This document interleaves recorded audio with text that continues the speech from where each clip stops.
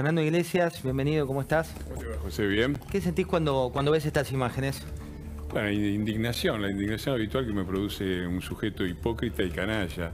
Siguen hablando de la deuda. A ver, la deuda que dejó Macri, la deuda con el FMI, eso es el 12% de la deuda total argentina. ¿Cómo es que vos tenés una deuda de la cual total de 100, 12 puntos son impagables, son intolerables, los otros 88? Los renegociaron ellos con los acreedores privados y tenemos el riesgo país cerca de los 2.000 puntos y no se puede refinanciar nada. La deuda no es impagable, es decir, la deuda argentina, si vos te fijás, el nivel de deuda argentina con respecto al PBI es muy similar a muchísimos países. La Argentina no tiene una deuda impagable, lo que tiene es un gobierno en el que nadie le cree, ni afuera ni adentro, y que no puede refinanciar nada. Ese es el problema real que tenemos. Entonces, seguir con esta canallada me parece... Y hago una observación más con el tema del crecimiento. Es cierto que la Argentina ha recuperado. No ha crecido, primero no ha crecido. No ha pasado, todavía estamos por debajo del 2019 para cualquiera que sepa un mínimo de matemáticas. Primera cosa. Segundo, los demás países de la región, casi todos lo han hecho muchísimo mejor. Tercero, hemos tenido una circunstancia favorable, excepcional, con dos entradas de dinero masivas que fomentaron el crecimiento y que impidieron el colapso. Primero, una suba de precios extraordinarias entre 40 y 80% en un año, todos los productos agropecuarios, con un ingreso extra de 11.000 millones de dólares aproximadamente y 4.334 millones de dólares, que son los fondos extra que nadie se esperaba, que erogó el FMI. Son 15.000 millones de dólares, o sea, es como un antidoping. De eso no quedó nada, no quedaron rutas, no quedó nada, fue todo al consumo y encima lo ponen como crecimiento. Todo lo que dicen es simplemente indignante y es toda una falsedad y una mentira arriba de la otra. Fernando, ¿querías aportar algo? No, me acordaba lo de...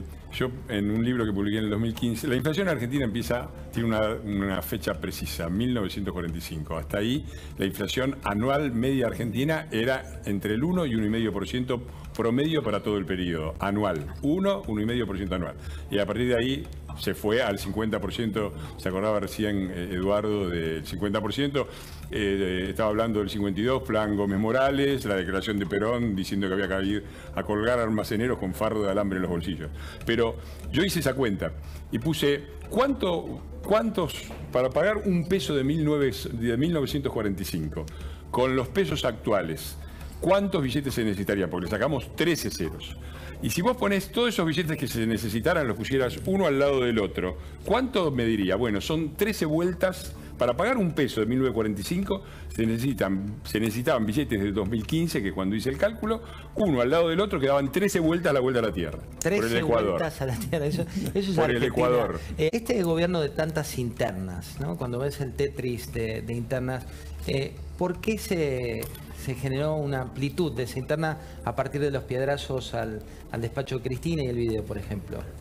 Yo creo que es algo que viene de lejos, es un problema estructural de cuando vos haces algo que tiene como único objetivo alcanzar el poder. Es decir, cuando vos juntás a uno que decía que los iba a meter presos, con los que iban a ir presos, y uno es vicepresidente de la Nación, el otro es presidente, el otro es presidente de la Cámara de Diputados, y metés todo eso junto y bueno, te sale una mezcla de agua y el aceite. Eso es un problema estructural que tienen. Y eso es un problema general del peronismo. No es la primera vez que pasa que el peronismo es el del oficialismo, es la oposición, tiene a la extrema derecha, llegaron a tener a grupos terroristas que se combatían entre ellos, la AAA de un lado, los montoneros del otro, eran todos con el mismo gobierno. Entonces me parece que ahí debería haber un aprendizaje de la sociedad argentina. Y debería haber un aprendizaje que me parece que es extensible a la oposición. Lo que sirve para ganar no siempre sirve para gobernar. Y la coherencia y los valores son importantes. Entonces, yo creo que hubo una gran parte de la Argentina que en 2019, mirando solamente su bolsillo, y el hecho de que los 2 últimos años habían sido muy duros, se olvidó de eso y le pareció que votar cualquier cosa a gente con causas de corrupción evidentes, denunciadas por el otro. Es decir, el presidente... Pasaba. Yo no sabía que Néstor y Cristina eran corruptos. Es una frase del presidente que se refiere a la vicepresidenta. Si alguien cree que se puede votar eso, y eso no tiene consecuencias, una la que señalás vos, la disgregación del poder, un gobierno a la deriva desde el principio. La otra es la corrupción. Porque no es raro que si vos votás delincuente, después te quedes sin vacunas, se roben las vacunas, hagan fiesta mientras vos estás encerrado, etcétera, etcétera, etcétera. Y cuando le decimos a Rusia pocos días antes que el contexto era ideal y que la Argentina tenía que ser la puerta de entrada para toda América Latina. Bueno, hemos presentado proyectos de repudio a semejante barrabasada que muestra lo mismo que vemos en la economía, un gobierno que no sabe para dónde va, un día va para un lado, otro día va para el otro. Es una larga tradición. Es una tradición miserable, la de no ponerse del lado de las víctimas y del país agredido y andar haciendo neutralidades y declaraciones confusas que favorecen al agresor.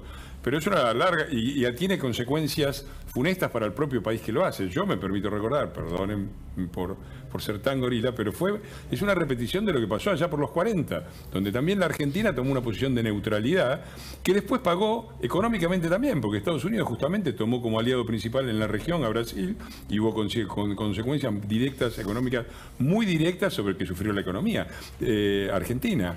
Y acá estamos presenciando lo mismo, el mismo grado de falta de orientación. El mundo se está reconfigurando, el mundo que tuvo origen en la caída del muro de Berlín, que era un mundo relativamente unificado, con un cierto hegemonía americana similar a la inglesa, desapareció progresivamente desde el ataque a las Torres Gemelas, pasaron 20 años y hoy volvemos a un escenario que se asemeja. Yo creo que es buena el diagnóstico, no me pongo a jugar la política, pero el diagnóstico de Biden es muy claro y muy correcto. De un lado las democracias y del otro lado las autocracias, de derecha Julián, como la de Putin y de izquierda como los chinos. ¿Coincidís con esto? ¿De dónde se va a poner la Argentina? Es una cosa que deberíamos pensar mejor. Sí.